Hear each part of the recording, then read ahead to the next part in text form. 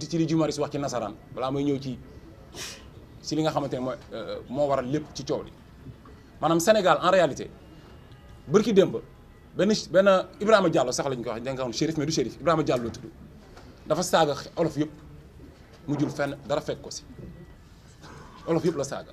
te loolu du gulet c'était pas la première fois Penda Ba saaga na fi olof yëpp mujjul fenn ñëpp gis nañ fi Bougazelli mujjul fenn man dugg naa si kaso bi ñu arrêté ma benn xale libanais bu am 13 ans xaw ma 15 ans jël otoy papam di ko dawal fël benn jigéen bu biir femme bi décédé ak doom ji yëpp xale bi fanaanul si kaso bi def fa 3 jours si kaso bi ñu libéré ko mu dem Saly la mujj woote téléphone ci kaso bi Saly bi mu ñibbee Saly la dem di woote téléphone ne moom mi ngi ci jàmm man dund naa loolu si kaso bi quoi lu ma dund la des fois dañuy wax nañu respecter leen institution yéen par force sukk leen ngeen respecter institution yoo xamante ne ni ay magistrats yu politique ñoo si nekk ay juges yu politique ay nit yoo xam ni respecté wuñ institution yi respecté wuñ seen bopp respecté wuñ seen diine respecté wuñ seen aada respecté wuñ sénégalais yi Macky Sall teg ci loxoom te loolu lépp ci nguur Macky Sall la xewee Cheikh Oumar Diagne nag jëmmam si boppam li muy représenté moo bari mouvement bu nekk fii li ngay xeex Cheikh Oumar Diagne da koy xeex te moom kese la du yorul mouvement il est seul bi mu apparaître ci xeex bi ba tey bi mu teewee ci xeex bi ba tey Cheikh Oumar Diagne combat bu mu ciy wax nga naw ko ndax xam-xamam ak gëstoom ak diñ bi mu diñ te wanewul benn yoon ñàkk fayda te liñ ci jublu ñoom du dara lu dul dañ ko bëgg a tuutil nee na dañ koy toroxal te xamuñu mënuñu ko toroxal dañ koy yëkkati defuñu lu dul yëkkati ko ndax li koy yëkkati mooy li tax ba ñun ñëpp moom mu mën a teewee suñu xeex ñun ñëpp te ñun on a besoin de man damay soxla ay nit pour sama xeex Guy Marius da koy soxla ay mouvement la Cheikh Oumar Diagne benn nit la te fi mu toog lay toog di xeex li muy xeex te ñoom mi ngi leen di déranger bañ ne bàyyi force dañ ko war a arrêté franc-maçonnerie liñ ci xam buñ ko waxee 70% aux Sénégalais yi gën ci informé Cheikh Oumar Diagne moo ñu ko xamal homosexualité liñ ci xam ñun professeur Cheikh Oumar Diagne moo ñu ci gën a yee moo ñu ko gën a xamal malgré ñi nekk ànd sàmm jikko yi di ko xeex di xeex loolu yëpp Cheikh Oumar Diagne moo ci gën a ibbi suñu xel Cheikh Oumar Diagne nag du n'importe qui moo gën Macky Sall fuuf ndax dafa diñ dafa gëm boppam parce que dafa respecté diineem parce que du franc-maçon wanul ginnaaw yàlla te dafa am sañ-sañu taxaw jël ay engagement ci li mu gëm kon nañ delloowaat ku nekk li nga moom na ku nekk jox ku nekk cëram ci réew boobu la ñu loolu la ñuy réclamer ñu leen lu dul loolu léegi nag bu ñëwee ci dossier Djibril War c'est très simple waxoon naa ko ma waxaat ko Cheikh Oumar Diagne dafa ne benn mbaam bu sant waar loolu la wax man dama ne Djibril War mbaam la parce que yàlla moo ko wax mu ne suma radana sala safilin mu ne doomu aadama dina wàcc boobam ba gën a tuuti mala te loolu ci ngóor jigéen rek la feeñee te képp kuy ànd ak góor jigéen di leen défendre yaa góor jigéen yee yem qu'on se dise la vérité quoi ñu bañ fa nekk di nëbbante léegi nag bu dee dafa diffamé bu ñu ko yóbbu institution wala enquête instruction lañ ko yóbbu deuxième cabinet ne dañuy seet lan la Cheikh Oumar Diagne diffamé xam nga lan la ñuy seet li mu diffamé wala kii mu diffamé wala lan lañ ko war a téye ci kaso bi te mu loolu mu nekk flagrant délit mu war a taxaw ci kanam baar bi ma ne justice sénégalaise bi ma ne ñi ngi may gàcceel parce que jàng droit dafa metti nañ diiñ Macky Sall jeexal na ànd leen ak seen ngor dugal ay nit yu tuuti mun leen jàng bay bëgg a dee benn waaye jóge fee mën a dajale ñett nit ci koñ bi rek nekk seen patron ndax politique sigi leen ngeen dénk seen bopp nga xam yéen a mën a sauver yéen da ngeen di demeurer institution ngeen yor Sénégal tuuti na ci kanamu àdduna bi Sénégal tuuti na ci kanamu ñëpp ndax ni ngeen di toroxalee ak di utiliser justice Macky Sall piétiner seen kaw di leen fowe di leen defloo sale boulot ay magistrat taxaw di tontu ay opposant di buuxante di def yu kenn xamul di nekk ci télé ak rajo di dagg sante di politique dafa ñaaw léegi nag kàddu bi ñuy wax mooy samedi incha allahu rabbi dañuy def manifestation boo xamante ni ñu ngi koy defee place de l'Obélisque place de la nation ñuy woo Sénégal yëpp ñu ñëw Cheikh Oumar Diagne je suis mouride je suis Tidiane je suis khadr je suis chrétien je suis musulman mais je défends Cheikh Oumar Diagne foofu affaire foofu mu nekk foofu la nekk l'état du Sénégal day profiter saa su ne di jaxase xelu nit yi pour indi ay di jaxase di tas sunu ànd wi te sunu booloo mooy nekk problème loolu tax ànd sàmm jikko yi sonal ko jaaxal ko ndax ñëpp ci booloo nekk benn ànd sàmm jikko yi nag ñëpp ci nekk ñëpp ko bokk ñi toog fi yëpp journalistes yi ak ñun ñëpp ànd sàmm jikko yi lañ bokk que bu kenn taxaw di wax bokk ma ànd sàmm jikko yi ndax jikko yu baax ñun ñëpp la nekk te ñun ñëpp ko bëgg te kenn gënul kenn dañuy defar rek pour baax donc kon dama ni nañ xam ne manifestation bi ànd sàmm jikko yi moo ko woote FRAPP moo ko woote nitu dëgg valeur moo ko woote ñun ñëpp ñu ànd taxaw place de l'Obélisque incha allahu rabbi pour la libération de Cheikh Oumar Diagne samedi 11h la ba 16h ñu ngi fa incha allahu rabbi pour Macky Sall libérer Cheikh Omar Diagne su ko libéré wulee nag suñ ko waxee mu war koo gëm man moom suñ ko waxee mu war koo gëm moom xam nañu ñun moom duñ ko lebal ñun bokku ñok ñi nga xam ni dañuy sol costume ragal kaso bi ragal di bañ a kañay laal leen ak yooyu ñun yooyu amul problème liñ koy xamal lan la mooy Cheikh Omar Diagne du def 15 jours ci kaso bi te ñun duñ ko fekk ci kaso bi wala mu libéré ko par force samedi dina ko libéré ci nii wala mu libéré ko ci nee ma delluwaat wax ni Jibril Waar mbaam la buy ŋaax jërë ngeen jëf wa sala rasulullah.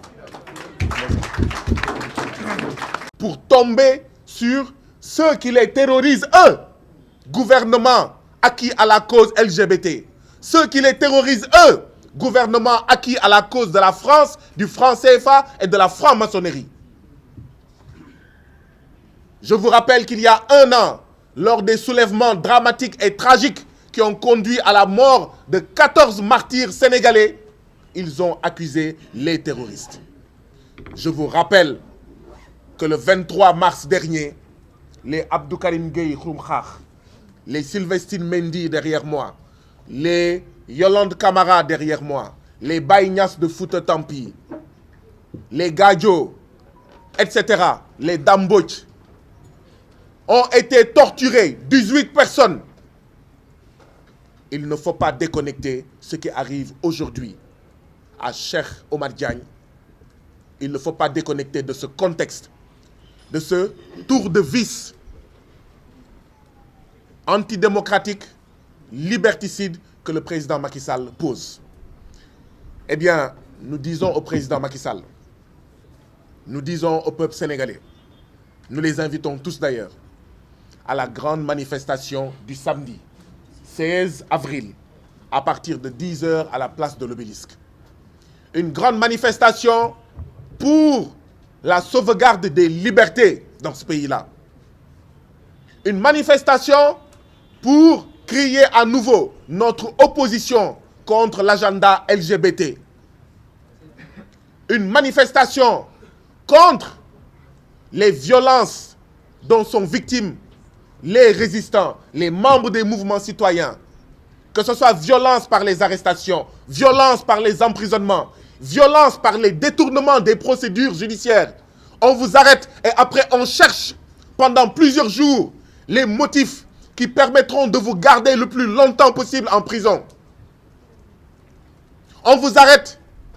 pour ouvrir une information judiciaire. Il a diffamé. Il aurait diffamé. Il aurait injurié. Mais en information judiciaire, mais n'en athée. Il aurait diffamé. Il aurait injurié. Mais c'est facile d'en administrer la preuve. Celui qui s'est senti diffamé et injurié devant la barre du tribunal un jeudi ou le mardi suivant, cette affaire aurait pu être jugée. C'est ce qu'on appelle le détournement de procédure judiciaire. Une diffamation. Des injures publiques.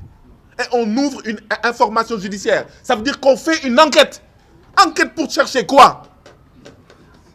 Enquête pour trouver quoi? Citoyens sénégalais, dans un pays où les trafiquants de faux billets sont libres, dans un pays où les trafiquants de drogue sont libres,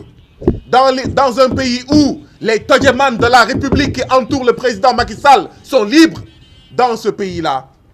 la place des hommes dignes, c'est en prison. Et Cheikh Omar Diagne est un homme digne,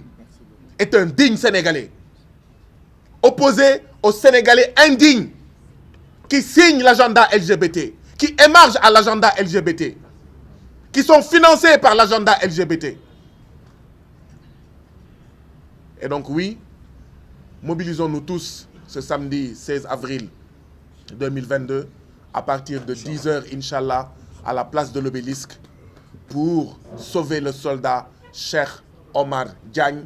Parce que s'ils finissent avec Cheikh Omar Diagne, le prochain, ça sera Ababakar Mboup. Le prochain, ça sera Imam Dramé. Le prochain, ça sera le professeur Malik Ndiaye. Le prochain, ça sera Abdou Karim Gueye Xrum Xax. Le prochain, ça sera Sylvestine Mendy. Le prochain, ça sera Yolande Camara. Et cela, ça ne passera pas. Samedi, ça sera une manifestation pacifique. Mais après le samedi, que le président Macky Sall se le tienne pour dit.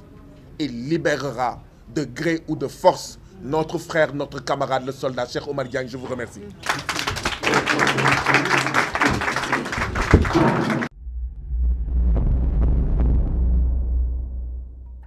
cheetetetet mais yow sawaay yow fu ñu la fekk yaa ngi ci kanamu ordinateur bi wala sa kanamu tablette ba sa téléphone portable lu xew mais damay lire ay information